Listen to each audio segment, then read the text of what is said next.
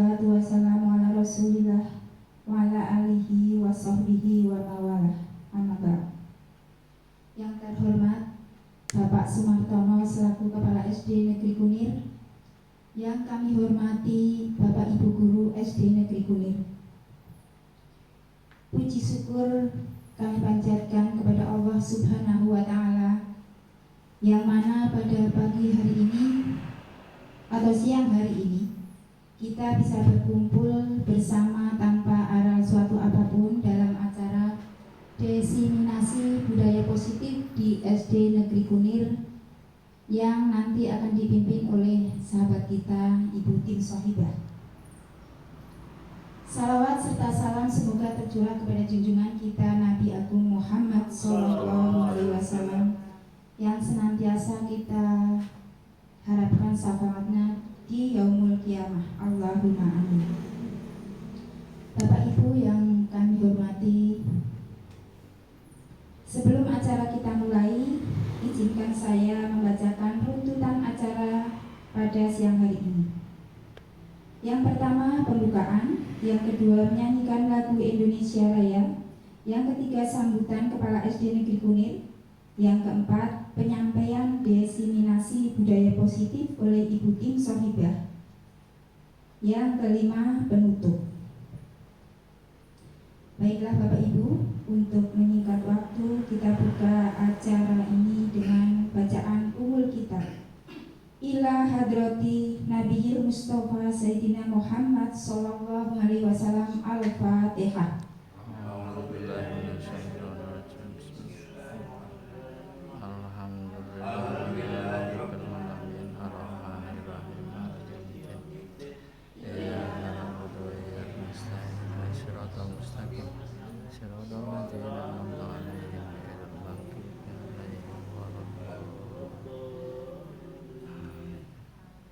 Semoga dengan bacaan umul kitab tadi maksud dan tujuan kita akan tercapai dengan lancar. Acara selanjutnya yaitu menyanyikan lagu Indonesia Raya. Kepada petugas dipersilakan. Hadirin dimohon berdiri.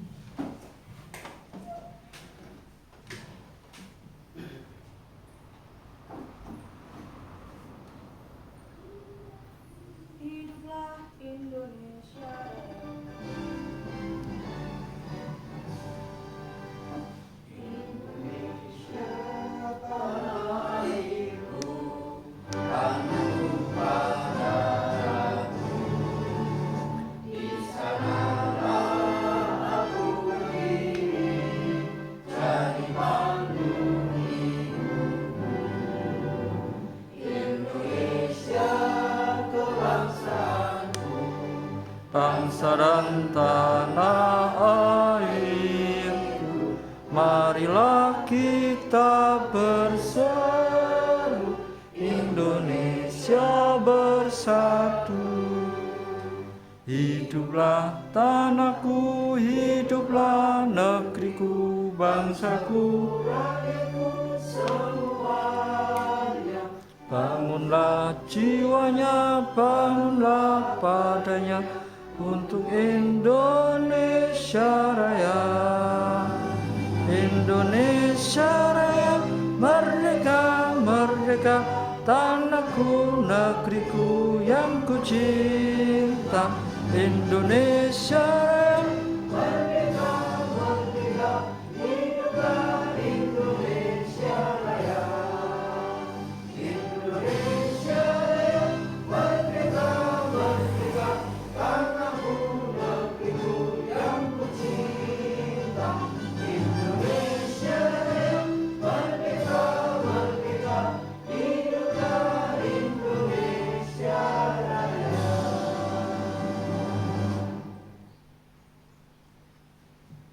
Hadirin silakan duduk kembali.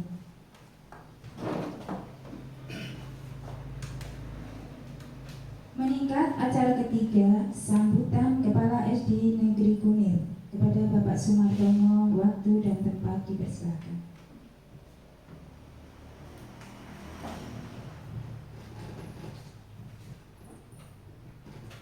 Assalamualaikum warahmatullahi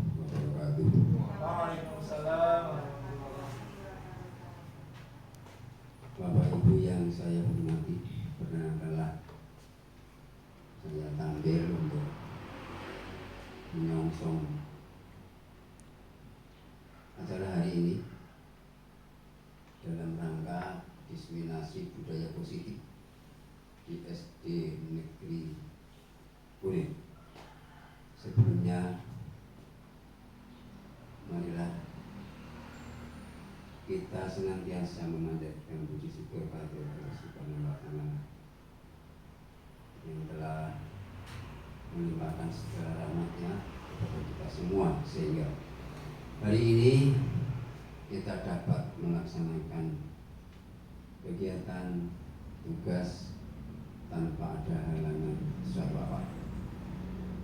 Mari kita hiraukan tasabuh kita dengan kalimatul tauhid. Alhamdulillahirobbilalamin. Salawat serta salam kita sanjungkan ke junjungan Nabi Agung kita Muhammad Sallallahu Alaihi Wasallam yang senantiasa menjadi teladan bagi seluruh umatnya. Bapak Ibu yang saya hormati,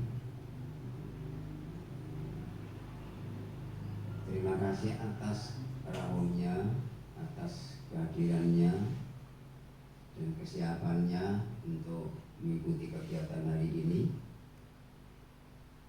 yaitu diseminasi budaya positif di SD Negeri Kunir dalam rangka kegiatan calon guru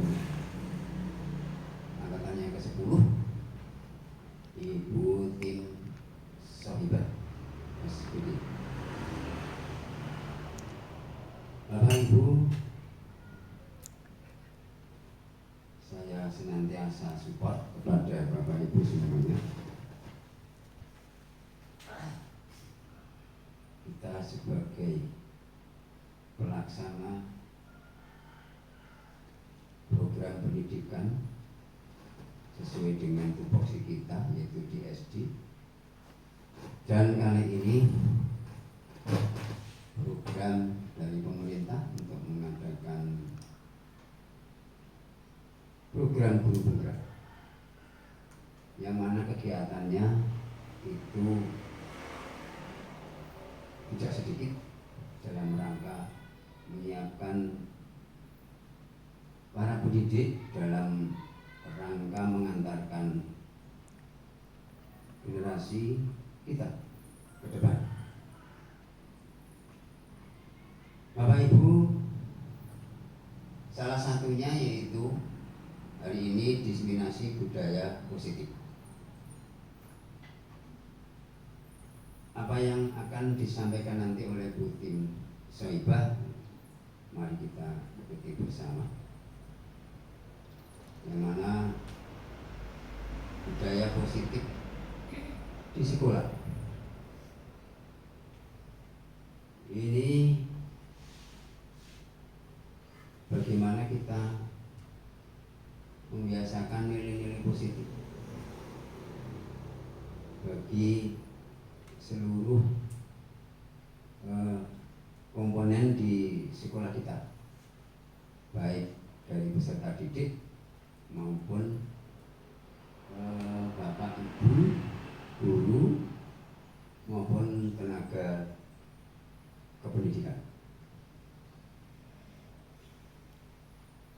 Nilai-nilai dan yang telah kita laksanakan, anak-anak dan kita laksanakan, mengandung atau merupakan budaya berupa kebiasaan-kebiasaan yang positif dalam rangka mengantarkan peserta didik kita menjadi peserta didik yang memiliki sifat kritis, berbudaya, dan bertanggung jawab.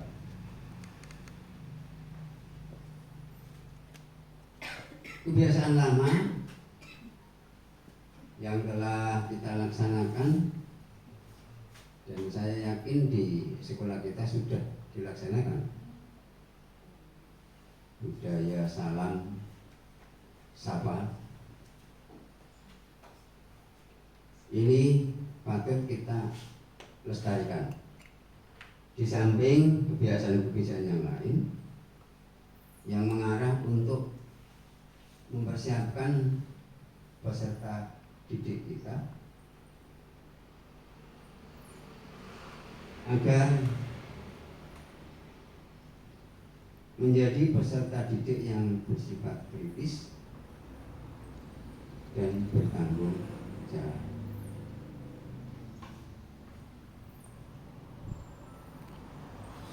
Mulai dari guru kelas 1, kelas 2 hingga kelas 6, saya yakin ini sudah diterapkan.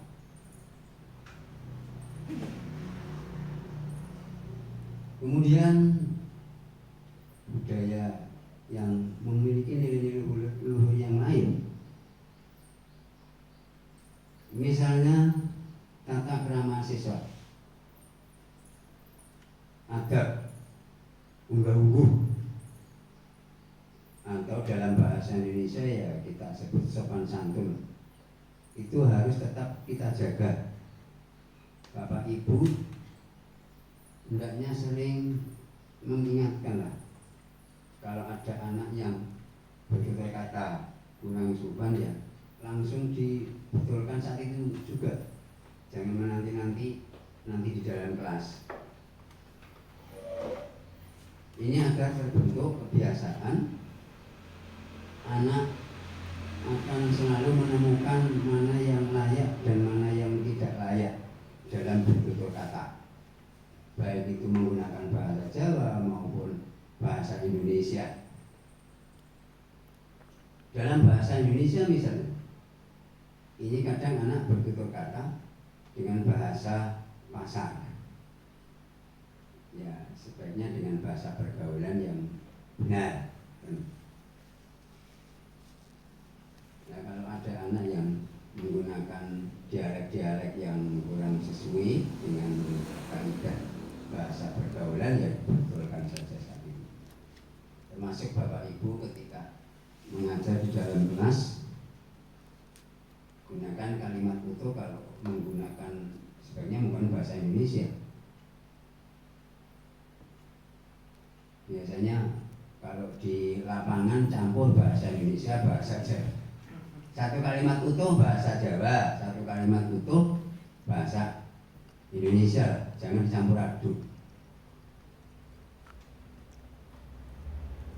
Kemudian Bapak Ibu,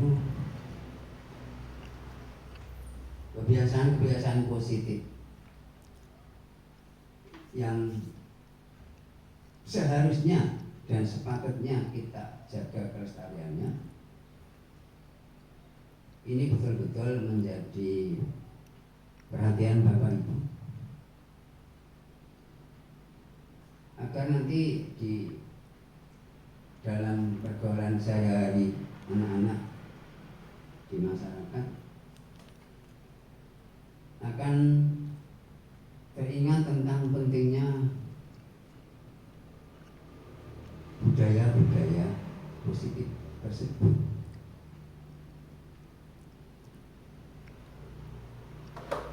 Bapak Ibu yang saya hormati, diseminasi nanti tentang budaya positif, mari kita ikuti yang akan disampaikan oleh Bu Tim Saiba. Mudah-mudahan dengan diseminasi ini bisa mengingatkan kembali pentingnya kita mengingat, lalu memahami, kemudian penerapannya di lingkungan sekolah kita.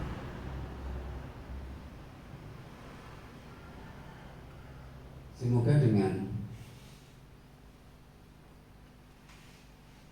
terbinanya budaya positif di sekolah mengantarkan prestasi peserta didik kita menjadi peserta didik yang berprestasi, mampu menempatkan diri dalam suasana dinamika kehidupan di dalam masyarakat. Apalagi kita ingat dengan adanya globalisasi ini seolah-olah dengan adanya teknologi Android ini anak-anak sangat lepas jangkauannya. Kalau tanpa dibekali budaya-budaya positif dapat tidak teringat akan budaya-budaya yang baik itu. Sekali lagi, penggunaan atau penerapan budaya positif yang sudah dibiasakan di sekolah mudah-mudahan nanti terbawa oleh peserta didik kita di lingkungan masyarakat. Sekali lagi, sekarang pengaruh teknologi komunikasi yang luar biasa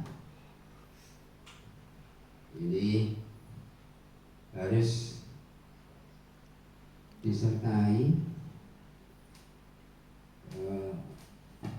pengenalan dan penerapan tentang budaya-budaya positif dalam kehidupan sehari-hari.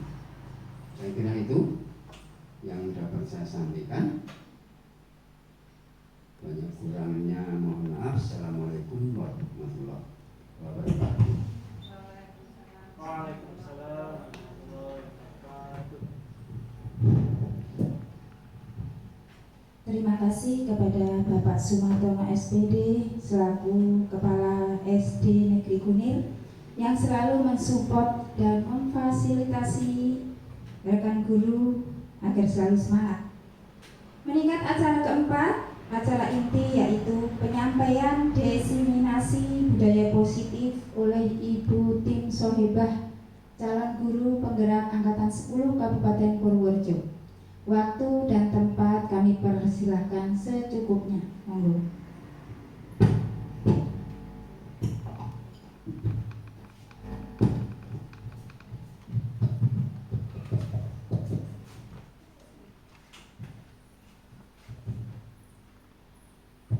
Assalamualaikum warahmatullahi wabarakatuh.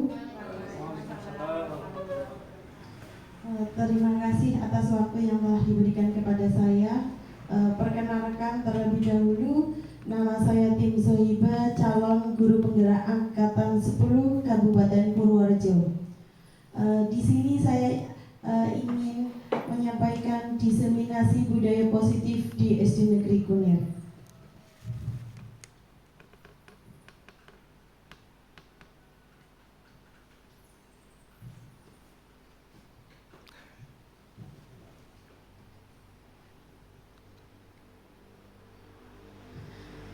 Saya di sini didampingi oleh fasilitator saya, Bapak Gali Purnama SPI MBD, dan pengajar praktik Ibu Sukiswati SPD MBD. Sebelum saya menyampaikan materi budaya positif, saya menyampaikan kesepakatan kegiatan. Yang pertama, saling menghormati. Yang kedua, setiap peserta mempunyai kesempatan untuk menyampaikan pendapat. Yang ketiga, fokus dan bahagia. Ada tambahan Bapak Ibu? Cukup? Oke, saya lanjutkan ya. Di sini pendidikan dihajar Dewantara. Pendidikan adalah menuntun segala kekuatan kodrat yang ada pada anak agar mereka mencapai keselamatan dan kebahagiaan yang setinggi-tingginya, baik sebagai manusia maupun sebagai anggota masyarakat. Tadi sudah seperti Bapak Sumartono sampaikan bahwa harus berguna di dalam lingkungan masyarakat. Nilai dan peran guru penggerak. Sekolah, kalau di sini kita diibaratkan sekolah ibarat tempat penyemaian padi, sedangkan guru sebagai petani atau pekebun, sedangkan murid sebagai benih. Kita sebagai guru tidak bisa mengubah, ibarat kita menanam padi maka akan tumbuh padi, tidak akan mungkin menjadi jagung atau tanaman yang lainnya. Guru menciptakan pembelajaran yang berpihak pada murid. Budaya positif nanti yang akan saya sampaikan cukup banyak. Yang pertama adalah disiplin positif dan nilai-nilai kebajikan universal. Yang kedua, teori motivasi, hukuman, penghargaan, dan restitusi.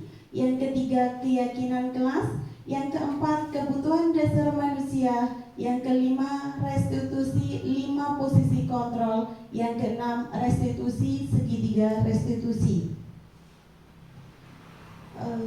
Di sini, moga Bapak Ibu setuju atau tidak bahwa poin yang pertama adalah hukuman dapat mendisiplinkan anak. Setuju atau tidak Bapak Ibu?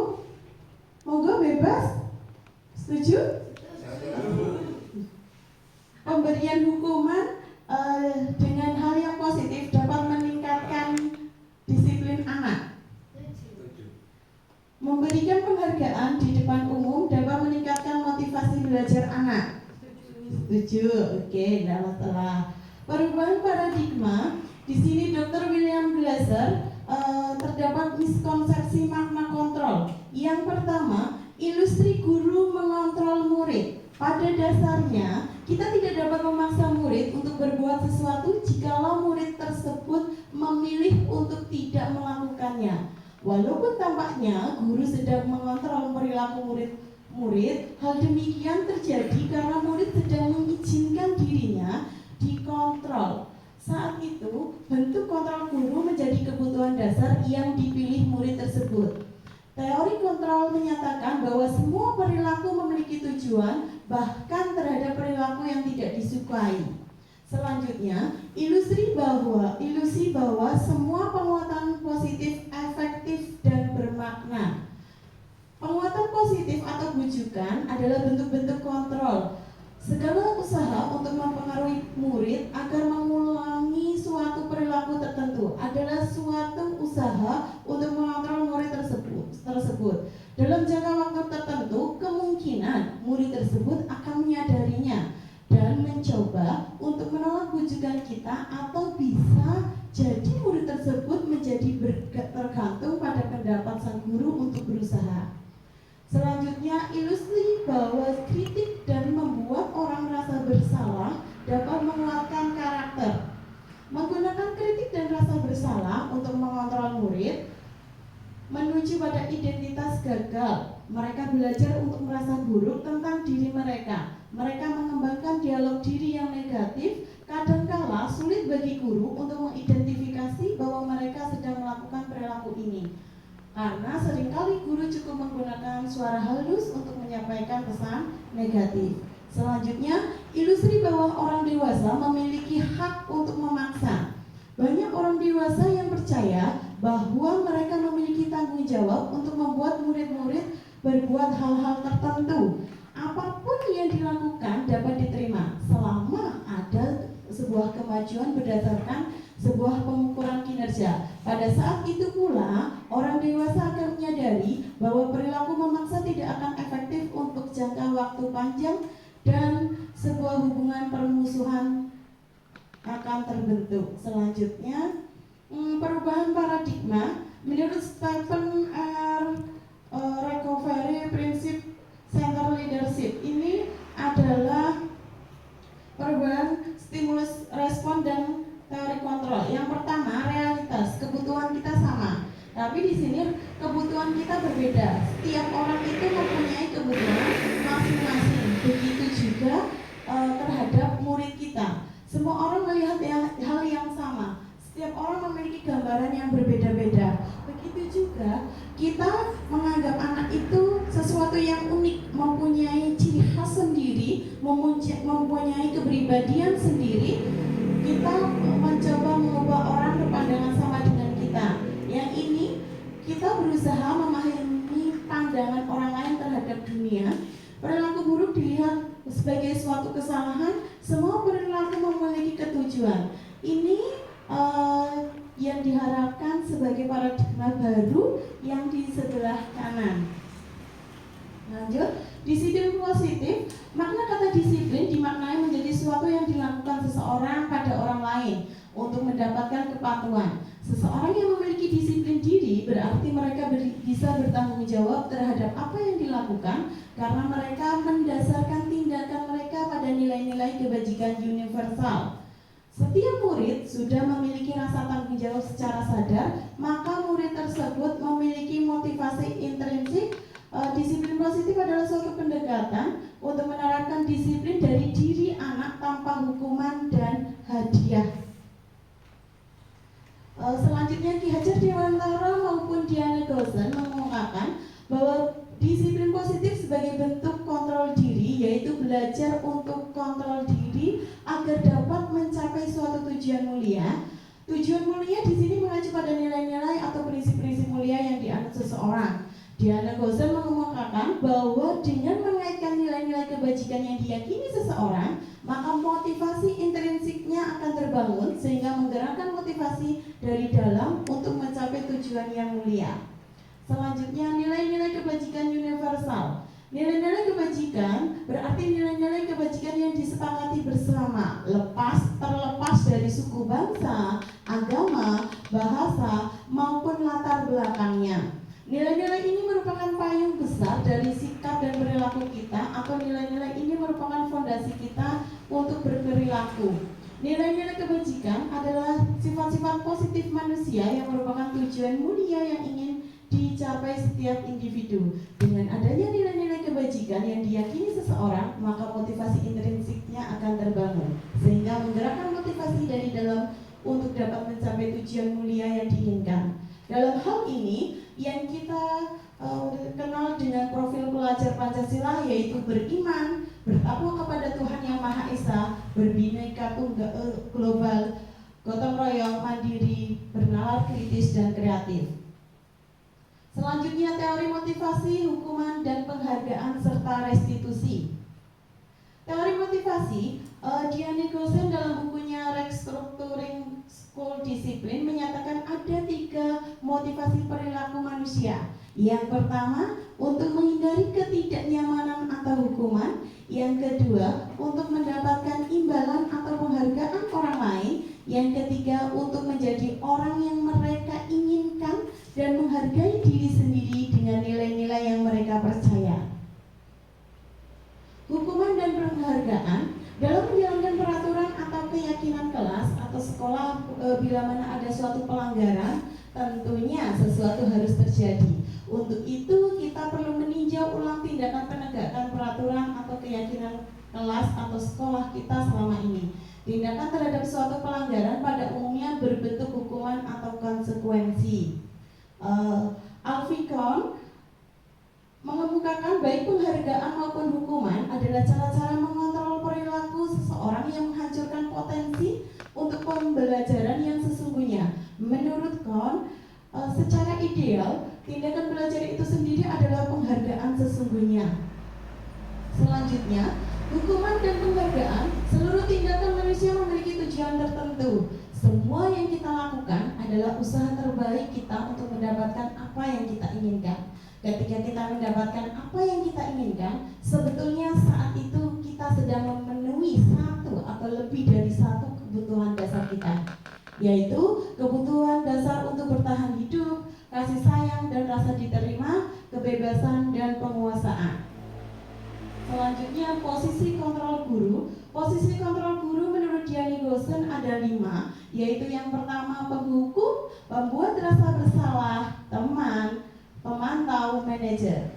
Dari kelima posisi kontrol tersebut, posisi kontrol yang disarankan adalah manajer terfokus pada murid, membuat murid mandiri serta bertanggung jawab dengan apa yang telah diperbuat. Selanjutnya, ini posisi kontrol guru. Di sana ada, kalau penghukum biasanya menghardik, menunjuk, menyakiti, menyindir.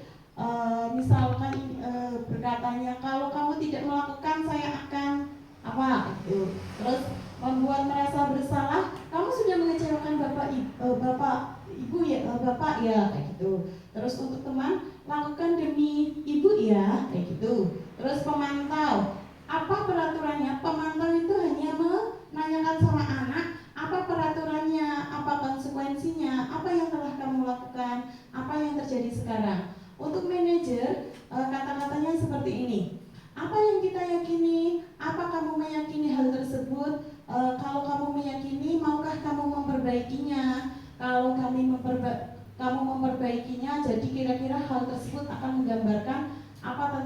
seperti dirimu. Lanjut. Di sini ada sedikit soal, ada banyak ini nanti. Hukuman atau konsekuensi Bapak Ibu. Lari mengelilingi lapangan basket 2 kali karena terlambat hadir di sekolah.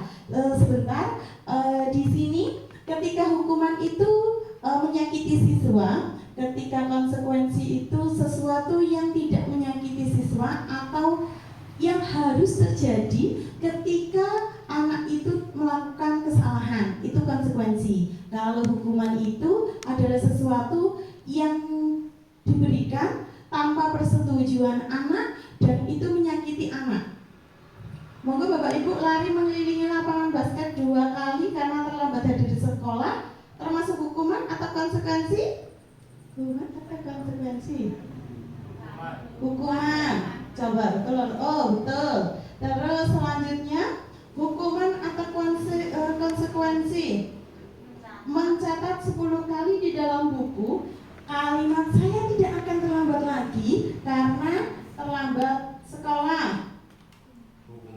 Hukuman atau konsekuensi? Ibunya nggak ada suaranya ini. Oh, hukuman. Betul ya, hukuman. Selanjutnya, hukuman atau konsekuensi? Murid diminta push up 15 kali karena tidak menggunakan topi ketika upacara. Hukuman. Betul. Terus hukuman atau konsekuensi? Mengganti kertas tugas teman yang telah dicoret-coret. Konsekuensi atau hukuman? Konsekuensi, coba. Oh betul. Terus hukuman atau konsekuensi? Membersihkan tumpahan air di meja tulis karena tersenggol pada saat belajar. Hukuman atau konsekuensi? Coba. Oh iya, konsekuensi. Terus selanjutnya, hukuman atau konsekuensi? Murid disuruh untuk tidak mengenakan sepatu seharian karena tidak menggunakan sepatu hitam di sekolah. Termasuk hukuman atau konsekuensi? Hukuman atau konsekuensi? Iya. Monggo. Hukuman. Oke, coba. Oke, betul. Terus selanjutnya, hukuman atau konsekuensi? Lari mengelilingi lapangan basket. Ini khusus Pak Krisna ini berarti. Lari mengelilingi lapangan basket 2 kali karena terlambat 10 menit pada waktu pelajaran PJOK. Hukuman atau konsekuensi? Pada waktu pelajaran PJOK. Hukuman? Konsekuensi. Gak apa-apa. Alasannya adalah kenapa ini termasuk konsekuensi? Karena ketika olahraga biasanya ada pemanasan terlebih dahulu. Kenapa ini dikasih mengelilingi lapangan 2 kali? Karena sebagai pengganti pemanasan. Seperti itu. Tepuk tangan dulu untuk kita semua. Banyak yang benar ini. Berarti sudah cukup harusnya ya. Hukuman dan konsekuensi yang di sini, hukuman adalah sesuatu yang menyakitkan harus terjadi, membuat anak sakit, fisik maupun mentalnya dalam jangka waktu yang lama. Anak membenci kedisiplinan, paksaan, murid akan tersakiti, konsep diri yang buruk, anak belajar menyembunyikan masalah, marah, rasa bersalah, dipermalukan, merasa tidak dihargai. Untuk yang konsekuensi, sesuatu harus terjadi karena anak tersebut atau kita melakukan kesalahan, membuat anak merasa tidak nyaman dalam jangka waktu pendek. Misalkan di sini mengurangi ketika anak terlambat, kita mengurangi jam istirahat anak itu sebagai pengganti ketika mereka keterlambatan. Anak menghargai disiplin, stimulus tanggapan, murid tidak nyaman kemudian menyesuaikan diri, konsep diri yang baik, anak belajar untuk memenuhi peraturan, kehilangan hak, dibuat tidak nyaman, diasingkan untuk sementara. Selanjutnya restitusi. Restitusi adalah Proses menciptakan kondisi bagi murid untuk memperbaiki kesalahan mereka, sehingga mereka bisa kembali pada kelompok mereka dengan karakter yang lebih kuat. Restitusi juga adalah proses kolaboratif yang mengajarkan murid untuk mencari solusi untuk menyelesaikan masalah dan membantu murid berpikir tentang orang seperti apa yang mereka inginkan dan bagaimana mereka harus memperlakukan orang lain. Restitusi membantu murid menjadi lebih memiliki tujuan, disiplin positif, dan memulihkan dirinya setelah berbuat salah. Restitusi tadi hukuman dan konsekuensi sudah, yang ini restitusi bukan untuk menebus kesalahan, namun untuk belajar dari kesalahan, memperoleh hubungan.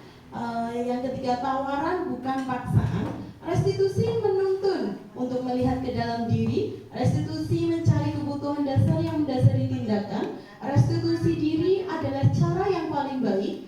Yang ketujuh, restitusi fokus pada karakter bukan tindakan. Restitusi fokus pada solusi. Restitusi mengembalikan murid yang berbuat salah pada kelompoknya. Yang selanjutnya adalah keyakinan kelas. Keyakinan kelas, keyakinan yaitu nilai-nilai kebajikan universal yang disepakati secara tersirat dan tersurat, lepas dari latar belakang suku, negara, bahasa maupun agama. Nilai-nilai kebajikan menekankan bahwa pada keyakinan seseorang akan lebih memotivasi seseorang dari dalam.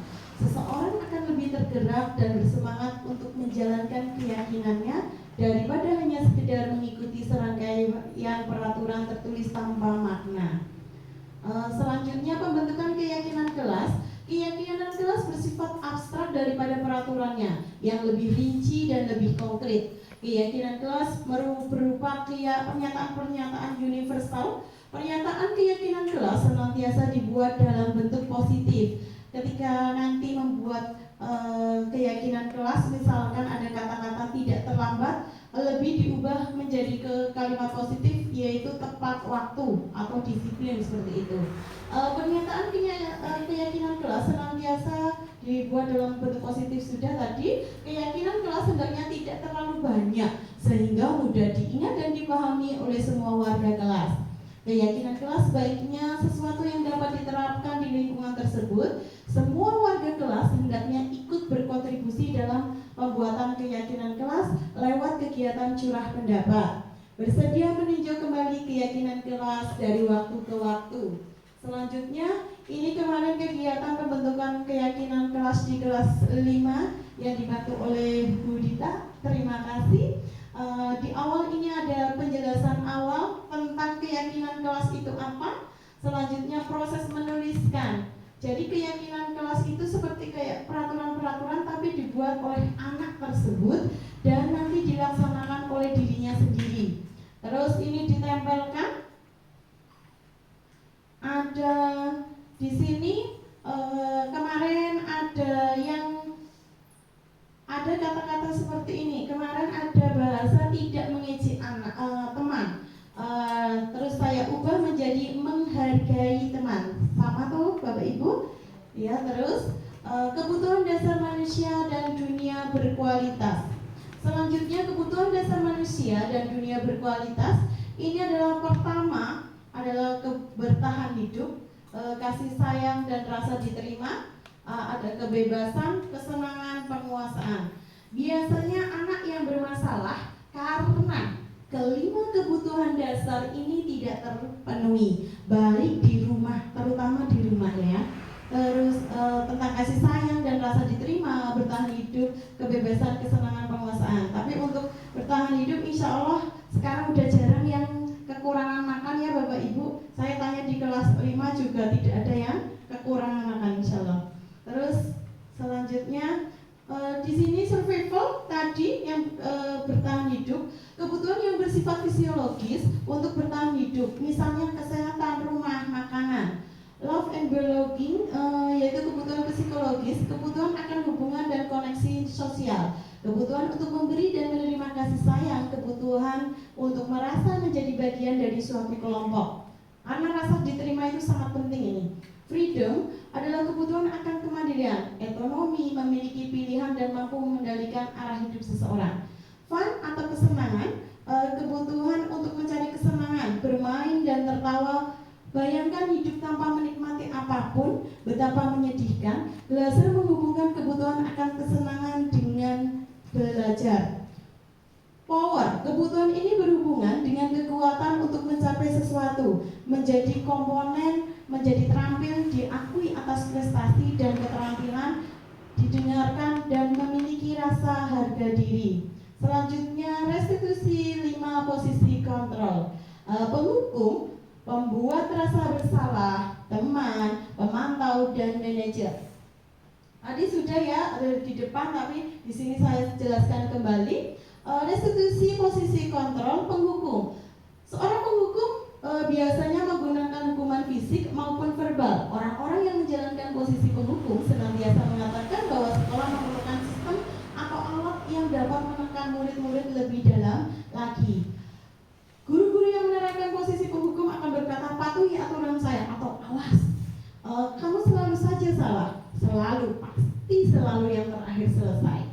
Selanjutnya, ada pembuat merasa bersalah. Biasanya pada posisi ini guru akan bersuara lebih lembut.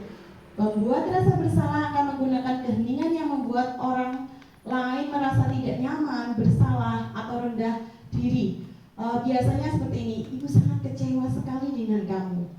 Berapa kali bapak harus memberitahu kamu ya? Gimana coba kalau orang tua kamu tahu kalau kamu berbuat begini? Di posisi ini murid akan memiliki penilaian diri yang buruk tentang diri mereka. Murid merasa tidak berharga dan telah mengecewakan orang-orang yang mereka sayangi. Selanjutnya, sebagai teman, guru pada posisi ini tidak akan menyakiti murid, namun akan tetap mengontrol murid melalui persuasi. Kata-katanya adalah, ayo bantulah demi bapak ya. Ayo ingat tidak bantuan bapak selama ini. Ya sudah, kali ini tidak apa-apa, nanti ibu bereskan. Seperti itu. Pemantau berarti mengawasi. Pada saat kita mengawasi, kita bertanggung jawab atas perilaku orang-orang yang kita awasi. Posisi pemantau berdasarkan peraturan-peraturan dan konsekuensi. Dengan menggunakan sanksi atau konsekuensi dapat memisahkan hubungan pribadi kita dengan murid. Sebagai seorang yang menjalankan posisi pemantau, biasanya menanyakan peraturannya apa yang telah kamu lakukan, sanksi atau konsekuensinya apa. Selanjutnya, restitusi posisi kontrol. Yang terakhir adalah manajer. Manajer posisi di mana guru berbuat sesuatu bersama dengan murid, mempersilahkan murid mempertanggungjawabkan perilakunya, mendukung murid agar dapat menemukan solusi atas permasalahannya sendiri. Kata-katanya yaitu apa yang kita yakini, kembali keyakinan kelas, apa kamu meyakininya, jika kamu meyakininya, apakah kamu bersedianya, dan seterusnya. Kasus 1, di sini ada Tisa dan Hana dipanggil masuk ke ruangan Ibu Dewi, Kepala Sekolah SMA Makmur. Ibu Dewi baru saja mendapatkan pengaduan dari Ibunda Tisa bahwa Hana menggunakan kata-kata kasar dan merendah-rendahkan Tisa di sosial media. Kalau kata-kata penghukum itu seperti ini, solusinya ini, Hana kamu selalu saja salah. Membuat rasa bersalah, berarti guru mengucapnya seperti ini. Ibu sangat kecewa sekali dengan kamu Hana. Teman, ayolah bantu Ibu Hana, mengapa kamu melakukan itu? Untuk pemantau peraturannya apa Hana? Konsekuensinya bagaimana? Untuk manajer, menurut kamu, bagaimana cara kamu memperbaikinya Hana? Seperti itu. Selanjutnya, restitusi, segitiga restitusi. Ini udah hampir selesai kok Bu. Segitiga restitusi, Diana Gosen dalam bukunya Restitusi telah merancang sebuah tahapan untuk memudahkan para guru dan orang tua dalam melakukan proses untuk menyiapkan anaknya untuk melakukan restitusi, bernama segitiga restitusi. Ini segitiga restitusi berawal dari yang bawa sendiri, menstabilkan identitas. Setiap orang pasti melakukan kesalahan. Kamu bukan satu-satunya yang pernah melakukan ini. Ini kalimatnya. Terus selanjutnya ada kita ke sini ada validasi tindakan yang salah. Kamu tentu punya alasan mengapa melakukan itu. Adakah cara yang lebih efektif untuk mendapatkan apa yang kamu butuhkan? Terus yang terakhir adalah menanyakan keyakinan.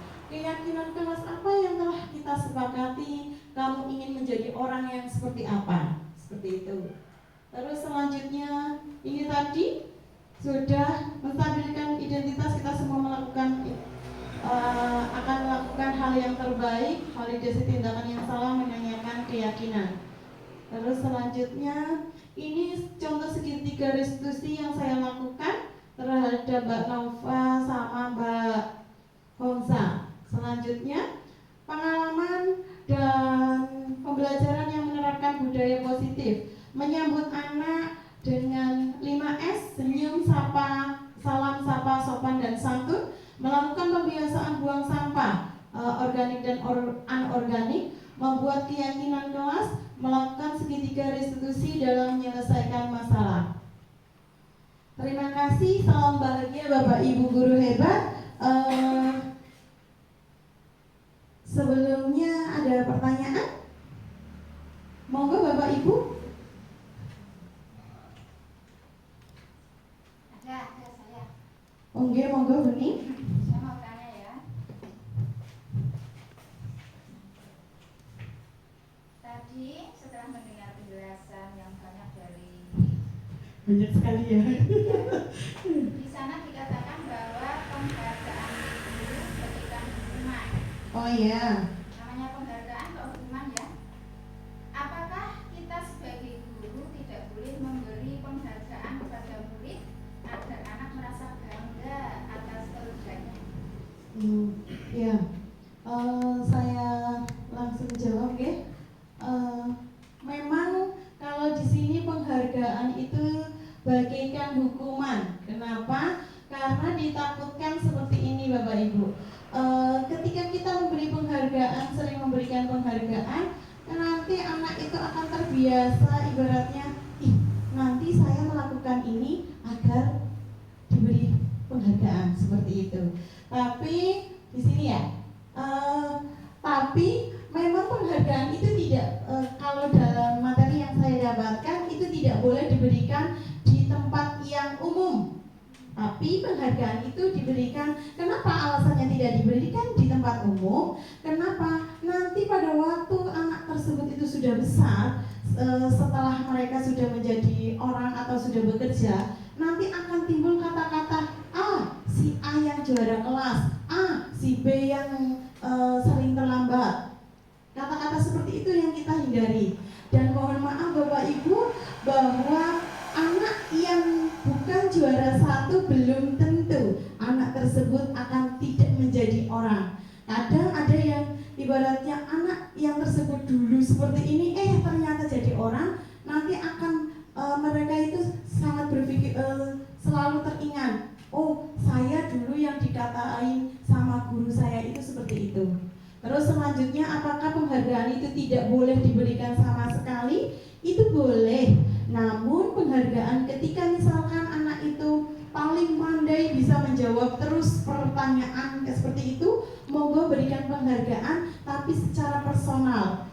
Mungkin ketika berjumpa di jalan atau kita berpapasan, kita bertemu berbicara, tadi kamu hebat sekali loh, bisa mengerjakan, bisa jawaban kamu selalu benar, kayak gitu.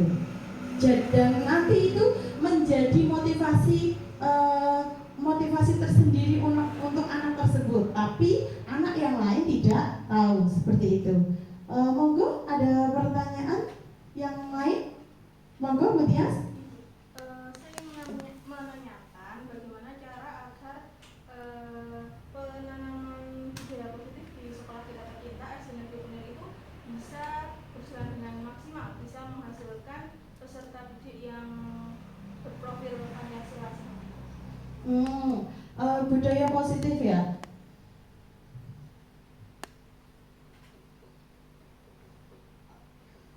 Dengan adanya pembiasaan tentunya, namun saya di sini tidak akan berdiri sendiri.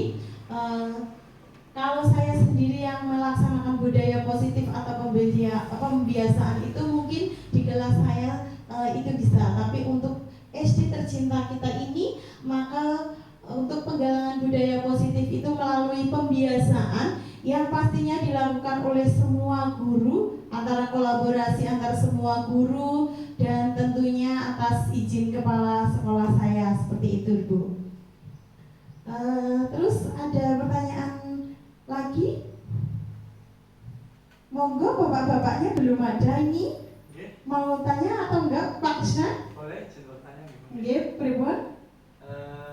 Tadi saya menyimak bagian kesepakatan kelas dan keyakinan kelas. Oh iya. Tentunya juga di pembelajaran kejoget juga sangat penting terkait persiapan siswa dalam mengikuti pembelajaran. Mungkin yang saya tanyakan yaitu apakah sama Bu antara kesepakatan kelas dengan keyakinan kelas? Kalau misalkan berbeda, apakah perbedaannya? Kalau misalkan sama, bersamanya seperti apa? Oh iya. Terima kasih kepada Pak Krisna. Keyakinan kelas dan kesepakatan kelas sebenarnya sama-sama, artinya sama, karena apa, keyakinan kelas itu dibuat atas kesepakatan bersama anggota tersebut. Tadi dengan mengatakan tadi di PJOK, mungkin sebelum pembelajaran PJOK bisa diterapkan Pak, antara keyakinan kelas seperti apa, keyakinan pada waktu melakukan pembelajaran PJOK. Misalkan awal melakukan pemanasan, jadi anak harus mengikuti pemanasan terlebih dahulu. Itu kenapa? Karena tujuan pemanasan itu sangat baik, nanti mengurangi cedera dan lain-lain, seperti itu. Terus ada juga ketika bermain di lapangan mungkin membuat peraturan seperti ini. Tapi ini juga dari muridnya ya Pak, maksudnya dari anak. Misalkan tidak boleh keluar dari lapangan, takutnya karena kita jalan raya nanti akan terjadi hal-hal yang tidak diinginkan, seperti itu. Monggo Bapak Ibu yang lain. Terima kasih. Ya, terima kasih Pak Krisna. Sudah cukup atau sudah cukup? Oke, kalau sudah cukup, saya ucapkan terima kasih kepada Bapak Ibu dan Kepala Sekolah SD Negeri Kunir. Saya akhiri, wassalamualaikum warahmatullahi wabarakatuh.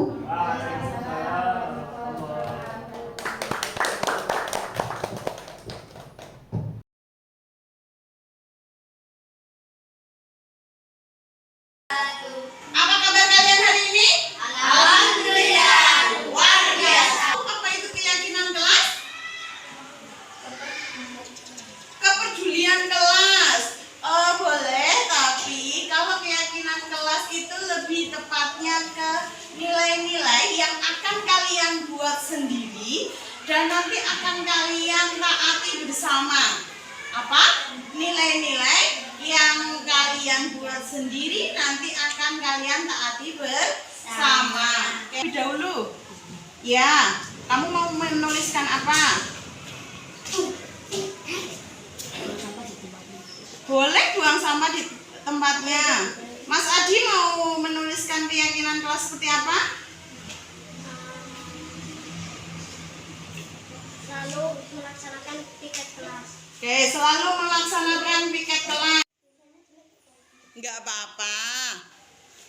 Yang penting bisa kebaca. Kalau ada yang sudah selesai, enggak usah. Nanti kenapa enggak harus dinamai? Kalau dinamai nanti kelihatan. Monggo ditempelkan ke sini, Mas. Siapa yang udah selesai terlebih dahulu, monggo ditempelkan di sini. Bebas. Mau di sini juga boleh. Oke. Oke, kebalik enggak apa-apa. Ya. Mas Denny di mana, mau di bawah mau di atas? Monggo. Oke. Mbak Alifah. Oke. Terus kurang siapa? 1, 2, 3, 4, 5, 6. Kurang 1 ya?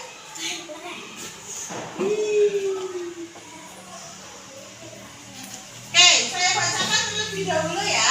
Keyakinan kelas yang sudah kalian tuliskan Yang pertama, datang sekolah tepat waktu. Membuang sampah di tempat sampah. Selalu melaksanakan piket kelas. Selalu melaksanakan piket kelas. Membuang sampah pada tempatnya. Oke. Menghargai teman. Jangan mengejek teman. Oke. Menghargai teman, jangan mengejek teman, sama ya? Sama enggak? Sama. Ya. Terus ada lagi satu nih. Membersihkan halaman kelas. Ini berarti ini tentang kebersihan. Oke. Sekarang akan Ibu tuliskan tentang keyakinan kelas yang sudah kalian dapatkan. Keyakinan kelas. Yang pertama tentang membuang sampah di tempatnya, selalu melaksanakan piket kelas, membuat sampah pada tempatnya, membersihkan halaman kelas. Boleh Ibu ganti dengan kata-kata menjaga kebersihan? Boleh enggak? Menjaga kebersihan. Terus datang sekolah tepat waktu. Oke ya. Disiplin, boleh? Disiplin atau tepat waktu, sama. Selanjutnya, yang ketiga, jangan mengejek teman, menghargai teman. Menghargai teman. Oke. Kalau diringkas berarti keyakinan kelas 5 yang kita peroleh yaitu menjaga kebersihan kelas, terus disiplin atau tepat waktu, dan yang terakhir menghargai teman. Kalian setuju? Oke, baiklah, kalau setuju monggo nanti Ibu akan menuliskan di kertas yang lebih besar